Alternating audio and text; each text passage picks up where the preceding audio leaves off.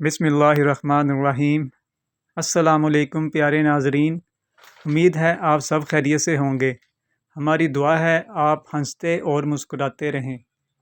میری پیاری اماں جان، ایک نہایت ہی عمدہ اور دل کو چھو لینے والی تحریر۔ ہمیں اماں جی اس وقت زہر لگتیں جب وہ سردیوں میں زبردستی ہمارا سر دھوتیں۔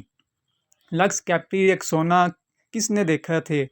کھجور مارکا صابن سے کپڑے بھی دھلتے تھے اور سر بھی۔ آنکھوں میں صابن کانٹے کی طرح چبھتا اور کان اماں کی ڈانٹ سے لال ہو جاتے۔ ہماری ذرا سی شرارت پر اماں آگ بگولا ہو جاتیں اور کپڑے دھونے والا ڈنڈا اٹھا لیتیں، جسے ہم ڈمنی کہتے تھے، لیکن مارا کبھی نہیں۔ کبھی عین وقت پر دادی جان نے بچا لیا، کبھی بابا نے اور کبھی ہم بھاگ لیے۔ گاؤں کی رونقوں سے دور عین فصلوں کے بیچ ہمارا ڈیرا تھا۔ ڈیرے سے پگڈنڈی پکڑ کر گاؤں جانا اماں کا سب سے بڑا شاپنگ ٹور ہوا کرتا تھا، اور اس ٹور سے محروم رہ جانا ہماری سب سے بڑی بد نصیبی۔ اگر کبھی اماں اکیلے گاؤں چلی جاتیں تو واپسی پر ہمیں مرنڈے سے بہلانے کی کوشش کرتیں۔ ہم پہلے تو ننھے ہاتھوں سے اماں جی کو مارتے، ان کا دوپٹہ کھینچتے، پھر ان کی گود میں سر رکھ کر منہ پھاڑ پھاڑ کر روتے۔ کبھی اماں گاؤں ساتھ لے جاتیں تو ہم اچھلتے کودتے خوشی سے ان کے پیچھے پیچھے بھاگتے۔ شام گئے جب گاؤں سے واپسی ہوتی تو ہم بہت روتے۔ ہمیں گاؤں اچھا لگتا تھا۔ ماں، ہم گاؤں میں کب رہیں گے؟ میرے سوال پر اماں وہیں گھسا پٹا جواب دیتیں، جب تو بڑا ہوگا، نوکری کرے گا، بہت سے پیسے آئیں گے، تیری شادی ہوگی، وغیرہ وغیرہ۔ یوں ہم ماں بیٹا باتیں کرتے کرتے تاریک ڈیرے پر آن پہنچتے۔ مجھے یاد ہے گاؤں میں بابا مظفر کے ہاں شادی کا جشن تھا۔ وہاں جلنے بجھنے والی بتیاں بھی لگی تھیں اور پٹاخے بھی پھوٹ رہے تھے۔ میں نے ماں کی بہت منت کی کہ رات ادھر ہی ٹھہر جاتے ہیں، لیکن وہ نہیں مانی۔ جب میں ماں جی کے پیچھے روتا روتا گاؤں سے واپس آ رہا تھا تو نیت میں فطور آ گیا اور چپکے سے واپس گاؤں لوٹ گیا۔ شام کا وقت تھا۔ ماں کو بہت دیر بعد میری گمشدگی کا اندازہ ہوا۔ وہ پاگلوں کی طرح رات کے اندھیرے میں کھیتوں کھلیانوں میں آوازیں لگاتی پھریں اور ڈیرے سے لے کر گاؤں تک ہر کنویں میں لالٹین لگا کر جھانکتی رہیں۔ رات گئے جب میں شادی والے گھر سے بازیاب ہوا تو وہ شیرنی کی طرح مجھ پر حملہ آور ہوئیں۔ اس رات اگر گاؤں کی عورتیں مجھے نہ بچاتیں تو اماں مجھے مار ہی ڈالتیں۔ ایک بار ابو جی اپنے دوست کو ملنے سرگودا گئے ہوئے تھے۔ میں اس وقت 6-7 سال کا تھا۔ مجھے شدید بخار ہو گیا۔ اماں جی نے مجھے لوری میں لپیٹ کر کندھے پر اٹھایا اور کھیتوں کھلیانوں سے گزرتی 3 کلومیٹر دور گاؤں کے اڈے پر ڈاکٹر کو دکھانے کے لیے لے گئیں۔ واپسی پر ایک کھالے کو پھلانگتے ہوئے وہ کھلیان میں گر گئیں، لیکن مجھے بچا لیا۔ انہیں شاید گھٹنے پر چوٹ آئی۔ ان کے منہ سے میرے لیے حسبی اللہ نکلا اور اپنے سسرال کے لیے کچھ ناروا الفاظ۔ یہ واقعہ میری زندگی کی سب سے پرانی یادداشتوں میں سے ایک ہے۔ یقیناً وہ بہت بڑی ہمت والی خاتون تھیں اور آخری سانس تک محنت مشقت کی چکی پیستی رہتیں۔ پھر جانے کب میں بڑا ہو گیا اور اماں سے بہت دور چلا گیا۔ سال بھر بعد جب گھر آتا تو ماں گلے لگا کر خوب روتی، لیکن میں سب کے سامنے ہنستا رہتا۔ پھر رات کو جب سب سو جاتے تو چپکے سے ماں کے ساتھ جا کر لیٹ جاتا اور اس کی چادر میں منہ چھپا کر خوب روتا۔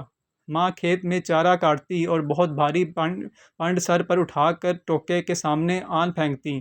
کبھی کبھی خود ہی ٹوکے میں چارہ ڈالتی اور خود ہی ٹوکا چلاتی۔